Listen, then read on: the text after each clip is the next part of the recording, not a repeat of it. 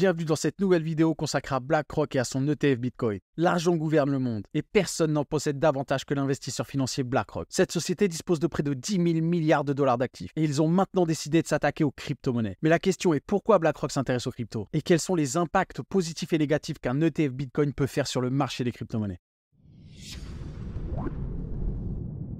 Bienvenue sur la chaîne YouTube de Jafar Bleu. Au cours de cette vidéo, nous parlerons de l'histoire de BlackRock, de son intelligence artificielle nommée Aladdin, de l'ETF Bitcoin, la différence entre ETF spot et ETF à terme, les impacts positifs et négatifs d'un ETF Bitcoin, et nous parlerons aussi du plus grand transfert de richesse du 21e siècle. Commençons par son histoire. BlackRock est une société très complexe, mais je vais vous raconter son histoire rapidement. En 1988, 8 associés, dont 4 occupent toujours des fonctions au sein du groupe, fondent BlackRock. Parmi eux, Larry Fink et Ralph Scholsten. Lawrence D. Fink, aussi appelé Larry Fink, est le gestionnaire d'actifs le plus puissant au monde. Il est aujourd'hui le directeur général de BlackRock. BlackRock est basé aux États-Unis, plus précisément à New York, en plein cœur de Manhattan. Initialement connue sous le nom de Blackstone Financial Management, la société faisait partie du groupe Blackstone. BlackRock se concentre sur les obligations et les ETF qui ont en grande partie fait son succès. Expliquons rapidement les ETF. Un ETF ou Exchange Trade Fund, appelé fonds négociés en bourse en français, sont plutôt simples. Avec un ETF, on n'achète plus une action individuelle mais la valeur d'un indice boursier. Les ETF suivent les performances d'un actif individuel ou d'un groupe d'actifs, ce qui signifie qu'en achetant l'ETF, vous n'achetez pas directement l'actif lui-même. Par exemple, si quelqu'un achète un ETF qui réplique la performance CAC 40, il investit en fait dans les 40 entreprises qui y sont répertoriées. Désormais, la valeur de l'ETF suivra toujours celle de l'indice. Si le CAC 40 grimpe de manière globale, l'ETF augmentera aussi. S'il chute, l'ETF baissera également. Ainsi, plus personne ne décide des actions qu'il faut acheter. L'ETF suit automatiquement la valeur de la sélection d'investissement qui compose l'ensemble de l'indice. En gros, c'est comme faire un placement sur tout un marché ou un segment de marché, comme tous les constructeurs automobiles ou toutes les entreprises de la tech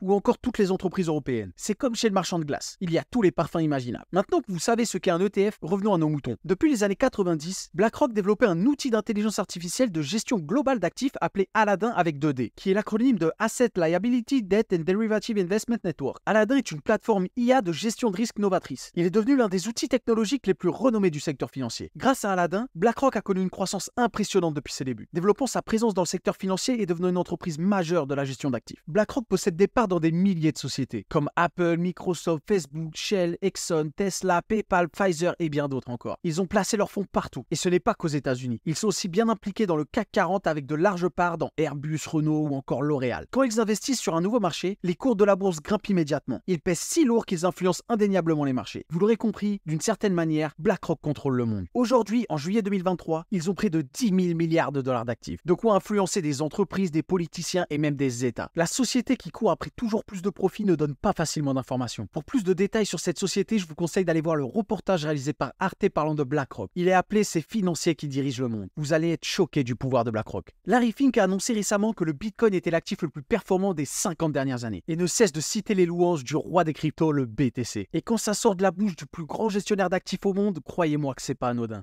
Parlons maintenant de leur technologie. On va voir plus en détail leur intelligence artificielle nommée Aladdin. Cette énorme base de données est stockée au nord de San Francisco entre la frontière américaine et canadienne, à Wenatchee. Ils sont là-bas car il y a un barrage hydraulique qui fournit de l'électricité bon marché. Et ils y ont donc implanté leur serveur informatique. Ils analysent tout type de données à la recherche de tout ce qui pourrait être utile pour l'industrie financière. Il faut savoir que l'information est primordiale pour les marchés financiers. Tout est pris en compte. Le moindre mouvement boursier, la moindre déclaration la plus anecdotique d'un ministre, ou encore la popularité sur les réseaux sociaux. Tout est enregistré et utilisé pour évaluer la valeur des placements. Et tout cela en totale autonomie sans aucune intervention humaine. Voici ce que fait Aladdin. C'est donc une intelligence artificielle qui prend des décisions toute seule. Aladdin est à la base de la gestion de risque de BlackRock. Cette intelligence artificielle surpuissante est là pour préconiser des placements, comme quelle entreprise il faut suivre, lesquelles sont surévaluées ou présentent des risques, ou encore où aura lieu la prochaine crise financière. Aladdin en sait plus que n'importe qui. Initialement utilisé uniquement en interne, le système Aladdin s'est ouvert à des utilisations extérieures à partir du milieu des années 90. Et il est devenu capable de réaliser jusqu'à 250 000 transactions par jour et de mener des milliards de calculs financiers quotidiennement. Aujourd'hui, Aladdin gère quasiment 20 000 milliards de dollars, presque autant que le PIB des États-Unis. Maintenant, avant de parler des ETF, on va parler de la différence entre ETF spot et ETF à terme. Il faut bien faire la différence entre ces deux types d'ETF. On va essayer de faire très simple. Un ETF spot réplique le prix de l'actif en achetant des actifs réels, c'est-à-dire qu'ils doivent vraiment acheter du Bitcoin. Chaque fois qu'un investisseur achète une part de l'ETF, le gestionnaire de l'ETF doit acheter une quantité quantité correspondante de Bitcoin sur le marché, ce qui crée une demande directe pour le Bitcoin. Et un ETF à terme utilise des contrats à terme pour suivre la performance de l'actif sans acheter des actifs réels. Cela veut dire que si l'ETF Bitcoin Spot de BlackRock est approuvé, BlackRock va réellement acheter du Bitcoin, ce qui est une excellente nouvelle. Maintenant que vous connaissez la différence entre ETF Spot et ETF à terme, parlons de ce qui nous intéresse, l'ETF Bitcoin. L'ETF Bitcoin Spot permettrait aux investisseurs d'acheter des actions qui représentent la propriété de Bitcoin, sans avoir à acheter directement la crypto-monnaie elle-même. La première demande d'ETF a été faite en juillet 2013 par les frères Cameron et Tyler Winklevoss, cofondateurs de la plateforme d'échange de crypto-monnaie Gemini. Ils sont connus pour avoir intenté un procès contre Facebook et Mark Zuckerberg, prétendant que Zuckerberg leur ait volé l'idée du réseau social. Ils ont donc soumis une demande à la Securities and Exchange Commission ou SEC pour la création d'un ETF basé sur le Bitcoin. La SEC a rejeté la proposition d'ETF Bitcoin en raison de préoccupations concernant la volatilité du marché et la possibilité de manipulation. La deuxième demande était celle de Bitwise en octobre 2019. La SEC a encore une fois rejeté la tentative de création de cet ETF Bitcoin proposé par Bitwise Asset Management. En février 2020, Wilshire Phoenix a vu sa demande d'ETF Bitcoin encore une fois rejetée par la SEC. En 2021, c'est l'apparition du tout premier ETF Bitcoin aux États-Unis. Il est nommé l'ETF BITO. Il a été lancé par la société ProShares et il est basé sur des contrats à terme sur le Bitcoin. Donc comme dit précédemment, ils n'ont pas acheté directement de Bitcoin, mais il a attiré $1 milliard d'investissement en seulement une semaine, devenant ainsi l'ETF le mieux lancé de toute l'histoire. Cet événement tant attendu depuis plusieurs années par les acteurs du secteur a marqué une étape significative pour le marché des crypto-monnaies. Le 16 juin 2023, BlackRock, le plus grand gestionnaire d'actifs au monde, dépose une demande pour un ETF Bitcoin Spot, qui est donc backé réellement par du Bitcoin. Le 20 juillet 2023, la SEC a officiellement accepté d'examiner 6 ETF Bitcoin Spot,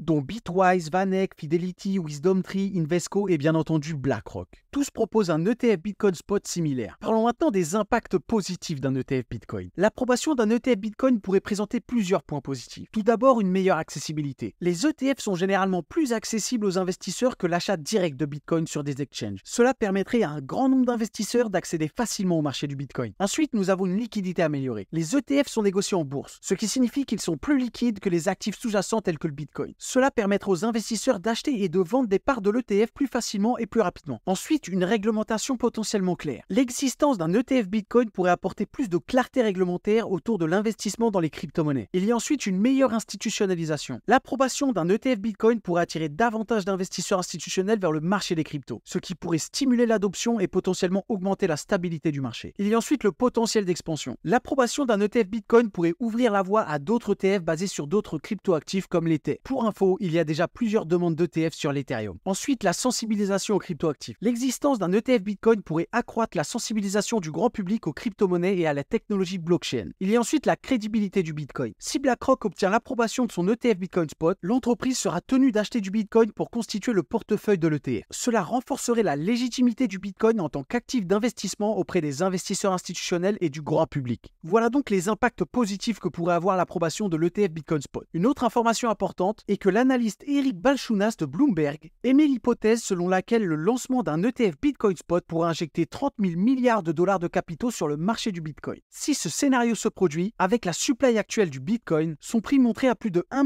571 000 dollars par BTC. Malgré toutes ces informations, il est important de noter que l'approbation d'un ETF Bitcoin Spot présenterait également des risques potentiels. Voyons donc maintenant les impacts négatifs d'un ETF Bitcoin. Il y a tout d'abord l'effet sur la volatilité. L'introduction d'un ETF Bitcoin Spot peut susciter un grand intérêt et une forte activité d'achat et de vente, augmentant ainsi la volatilité du prix du Bitcoin aussi bien vers le haut que vers le bas. Des mouvements de prix extrêmes peuvent rendre le Bitcoin moins attractif comme réserve de valeur. Il y a ensuite la manipulation potentielle. Un ETF Bitcoin pourrait être plus susceptible d'être manipulé par des acteurs malveillants ou des spéculateurs. Des pratiques de manipulation pourraient influencer artificiellement le prix du Bitcoin et affecter la confiance dans le marché. Il y a aussi la déconnexion avec le marché réel. Si l'ETF Bitcoin n'est pas correctement géré ou suit mal les performances du Bitcoin, cela peut créer un écart de suivi où le prix de l'ETF ne reflète pas fidèlement le prix réel du Bitcoin. Cela peut entraîner une confusion pour les investisseurs et rendre l'ETF moins précis en tant qu'instrument d'exposition au Bitcoin. Il y a aussi les risques réglementaires. L'approbation et la gestion d'un ETF Bitcoin peuvent entraîner des risques réglementaires pour le Bitcoin lui-même. Des réglementations changeantes ou des actions des organismes de réglementation peuvent avoir des impacts sur le marché des crypto-monnaies dans son ensemble. Beaucoup parlent de l'ADN du Bitcoin. Le Bitcoin est conçu comme une alternative au système financier traditionnel, mais l'implication de grandes institutions financières comme BlackRock semble aller à l'encontre l'encontre de l'idée cypherpunk originale de Bitcoin. Et pour finir, voici le dernier potentiel impact négatif. Comme dit précédemment au début de la vidéo, BlackRock fait bouger le marché lorsqu'ils investissent. Mais une étude internationale publiée par des universitaires, appelée Who is Afraid of BlackRock, ou Qui a peur de BlackRock en français, démontre un point très inquiétant. Il met en lumière que lorsque BlackRock investit sur un nouveau marché avec des ETF, on remarque un net retrait des autres investisseurs. La simple présence de cette multinationale inquiète les autres gestionnaires financiers. La raison est qu'ils craignent que BlackRock et les autres géants du secteur soient subitement obligés de retirer leur gigantesque investissement. Car si des acteurs de cette taille se retirent, c'est la catastrophe assurée sur les marchés, surtout pour un actif nouveau et volatile comme le Bitcoin. Il est important de noter que ces inconvénients sont spécifiques à l'impact d'un ETF Bitcoin Spot sur le Bitcoin lui-même en tant qu'actif numérique, et non sur les investisseurs qui détiennent l'ETF. Le Bitcoin est un actif relativement nouveau et reste complexe pour certains, et l'introduction d'un ETF Spot peut entraîner des effets et des implications imprévues sur le marché et la perception du Bitcoin en tant que classe d'actifs. On va faire une conclusion de tous les impacts d'un ETF Bitcoin Spot. Commençons par les impacts positifs. Une meilleure accessibilité, une liquidité améliorée, une réglementation claire, une institutionnalisation accrue, le potentiel d'expansion, une sensibilisation aux cryptoactifs et une crédibilité pour le Bitcoin. Et maintenant les négatifs, des effets sur la volatilité, la manipulation potentielle, la déconnexion avec le marché réel, les risques réglementaires, l'ADN du Bitcoin et l'influence de BlackRock. Parlons maintenant du transfert de richesse. Le transfert de richesse potentiel induit par l'ETF Bitcoin Spot pourrait entraîner un bouleversement financier majeur, en répartissant les actifs des investisseurs vers les détenteurs de Bitcoin et autres crypto-monnaies. Avec la perspective d'une hausse de prix du Bitcoin en raison d'une demande accrue, les détenteurs actuels pourraient se positionner comme les principaux bénéficiaires de cette vague de richesse numérique. Être investi dans le Bitcoin avant l'ETF représente une opportunité stratégique, car une approbation potentielle de l'ETF pourrait stimuler une demande massive pour cette crypto-monnaie, faisant monter en flèche son prix. Les investisseurs précurseurs pourraient ainsi profiter d'une appréciation significative de la valeur de leurs actifs avant que l'ETF n'attire l'attention du grand public. C'est une occasion unique de capter des gains potentiels avant l'afflux massif d'investisseurs. Pour conclure cette vidéo, l'ETF Bitcoin de BlackRock pourrait être une clé majeure pour l'évolution du Bitcoin et du marché des crypto-monnaies, avec des avantages financiers potentiels et une augmentation de la valeur du Bitcoin. Cependant, les inquiétudes concernant une utilisation détournée du Bitcoin et les risques liés à une forte participation institutionnelle nous rappellent que cette nouvelle ère financière n'est pas sans défi. Mais l'avenir du Bitcoin et des crypto-monnaies reste passionnant car nous naviguons vers un horizon incertain mais prometteur. Voilà, maintenant t'es incollable sur les ETF Bitcoin et sur BlackRock. Partage-moi ton avis en commentaire, dis-moi ce que tu penses de l'ETF Bitcoin Spot, abonne-toi et active les notifications pour ne pas rater les prochaines analyses. C'était Jafar Bleu, merci d'avoir regardé cette vidéo, à bientôt la team, ciao.